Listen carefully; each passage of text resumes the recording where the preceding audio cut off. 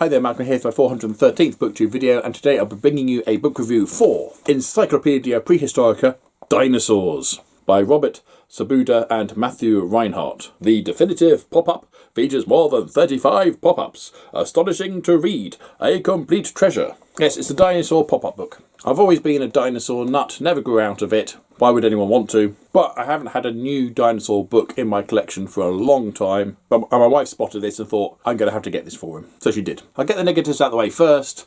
For a dinosaur book, this is only 12 pages long. Now, because it's pop-up, there's all the extra stuff that goes into a pop-up book. But in terms of a dinosaur reference book, it is rather lacking in terms of content. But then that's not what one goes into a pop-up book for. My other complaint is one of the mini pop-ups on one of the pages turned up detached from the page, and so it didn't pop up when you lifted the flap. Now, I know pop-up books do have a limited shelf life, but it'd be nice to have had an intact copy before I started. And this turned up wrapped, so it wasn't like it had been abused in the shop. This was a fresh copy and it turned up damaged, which is a little bit of a shame. But it was only the one pop-up. Those are my only gripes, really. This book is an absolute delight. Part of a larger series. I've had a quick look online to see what the other books look like. They look just as amazing. And as a pop-up does, you know, you open it up and you get a decent pop-up main feature on the page. And then around the outside, you'll get 2 to 4 other flaps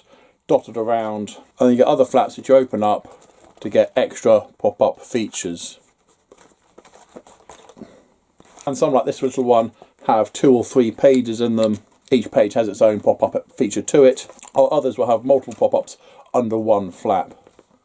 There you go. The text itself is certainly aimed at younger readers, which I always find a bit extraordinary because these delicate constructs never stand up well to any punishment. But what I did like, so yes, you do get the old favourites in there like Ankylosaurus, for example, along with a nice bit in brackets on how to pronounce some of these. Never been a problem for me, but there you go. But it's not afraid to do some of the less well-known ones. But of course, you have to have the hard hitters.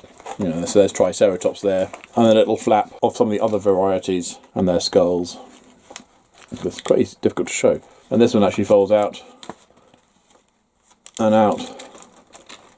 You get quite a lot popping out on that one, which is quite cool. The sauropods, you know, you get decent size off the page as well. But the hardest page to read though was the T-Rex page, because you open up the book and you have this out at you, which is really cool. But when you're standing there trying to read what's on the page,